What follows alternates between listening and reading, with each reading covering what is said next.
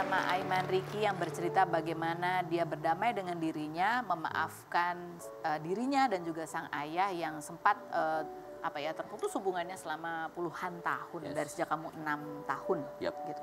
Apa momen-momen pertama kamu ngerasa kayaknya ada sesuatu yang harus kamu perbaiki? Nggak bisa lagi nih kayak gini. Ya karena aku hidup dengan dendam setiap harinya.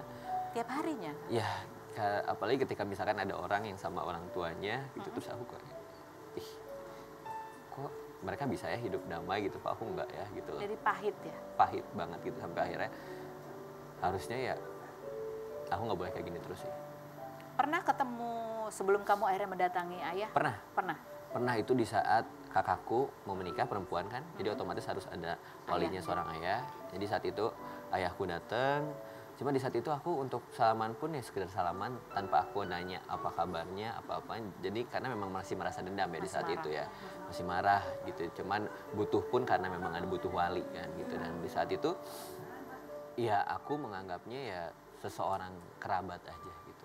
Tapi apa? Udah mulai tergerak setelah beberapa hari atau apa yang kemudian kayaknya nggak bisa diterus-terusin deh ini. Apa momennya? Momen ya mungkin kemarin Haji itu ya, tapi sebelum itu ya kadang aku ngeliat misalkan film, terus misalkan aku pernah membaca juga tentang seseorang yang hidupnya penuh dengan kedendaman, gak akan bahagia hidupnya. Di saat itulah kok aku gak mau beranjak dengan keadaan ya, gak mau berdamai dengan diri sendiri ya. Harus aku selangkah lagi, walaupun mungkin bukan papaku yang mulai, harusnya aku yang mulai. Apa yang kamu rasakan setelah kamu berhasil berdamai dengan dirimu, setelah kamu bertemu lagi, menjalankan umroh bareng gitu? Apa yang kamu rasakan di diri kamu? Lebih lega. Lebih lega? Lebih damai, ngerasa punya seseorang ayah yang setidaknya aku ngechat gitu. Apa kabar, Pak? Terus aku setiap kalau misalkan lebaran pun bisa ada yang disinggahin gitu. Dan walaupun saat itu aku belum bisa menerima adik-adik tiriku gitu ya. Tapi akhirnya aku bisa menerima sekarang adik sambungku, udah aku merasa adik kandungku sendiri. Jadi bahkan kemarin adik sambungku tuh ada yang menikah, aku jadi walinya juga gitu. Jadi kayak akhirnya membuahkan hikmah ya ini semuanya ya. Jadi kehilangan ayah ternyata aku menambah keluarga yang begitu besar. Karena aku punya adik sambung 7 orang. Hah? 7 adik sambung? Iya. Ibaratkan di film kan, jadi aku punya 1 kakak, 7 adik. 7 adik. Yang paling tua umur berapa adik kamu? Mungkin 11. 11 tahun? 11 tahun. Wow. Yang paling tua? Paling tua. Mungkin 26 ya. 26. Yang paling muda itu? Paling muda 11 tahun. 7. Wow. Masya Allah. Tuh ya. Memaafkan itu bukan hal yang membuat artinya bahwa kita kalah atau apa, bukan ya. Tapi itu baik untuk diri kita. Dan justru dengan begitu ada banyak kemudahan yang sangat Allah bukakan juga untuk kita. Banget. Ayo nanti kita ngobrol lagi. Berikut ada bintang tamu kita selanjutnya, ada Zehan Almira yang kemarin baru masuk sekolah SD. Ya. Nah, seperti apa pengalamannya Zehan? Kita lihat dulu profilnya berikut ini. Genesis imperfecta, di mana kondisi tersebut menyebabkan tulangnya rapuh dan mudah patah. Sudah bersama dengan Zehan Almira, apa kabar? Kita ngegosip lagi seperti kemarin. Gosipin kamu tapi kan? Ya, benar sekali. Benar sekali, karena kamu sekarang sudah menjadi anak SD. Coba kita lihat nih artikelnya. Zehan Almira, bocah yang viral karena ceriwis, kini masuk SD gitu. Gimana kamu masuk SD?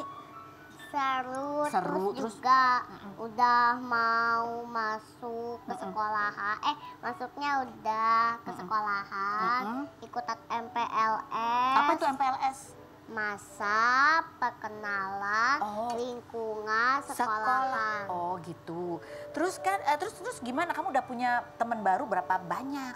Aku baru 1, bestie aku sendiri. Oh, bestie kamu emang bestie yang udah lama? Enggak, baru. Oh baru tapi udah jadi bestie, udah punya 1 nih? Udah punya 1. Terus kan kamu udah terkenal nih. Yap, benar sekali. Terus banyak yang suka goda-godain kamu nggak di sekolah? Terkenal gitu. Lelaki aja sampai ngegodain saya, gimana kok cewek dong? Godainnya gimana? cie gitu ya. Katanya cuma ditolak doang. Ih, Jan cantik banget deh katanya sih ya. Ya ampun gitu. Seperti apa sih suasananya? Ada videonya berikut ini kita lihat. Sehat dengan kondisi kamu yang tulangnya memang lebih rapuh gitu ya. Terus ini kan kalau lagi main misalnya jam istirahat kan pada lari-lari apa segala macam. Nah itu gimana caranya supaya kamu nggak kesenggol atau apa gitu? Aku mending duduk di stroller aja.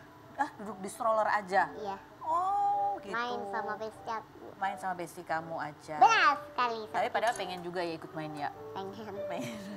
Tapi teman-teman ngerti kan? Ngerti. Kondisi kamu ini tahu dia. Oh, ini ada beberapa komentar netizen juga. Salah satunya habis lihat video itu terus nanya, kenapa kamu duduknya di depan kan pakai stroller, bukannya duduk di belakang aja biar nggak nutupin yang lain gitu.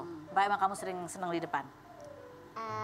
Memang gak kesenggol sama temen. Oh, jadi lebih Biar aman gak di depan. kesenggol, iya. Ya, biar nggak kesenggol. Nah, kita nanti mau tanya-tanya lagi ya sama Sehat. Tapi kita lihat dulu selain satu ini tetap di Rumpi News.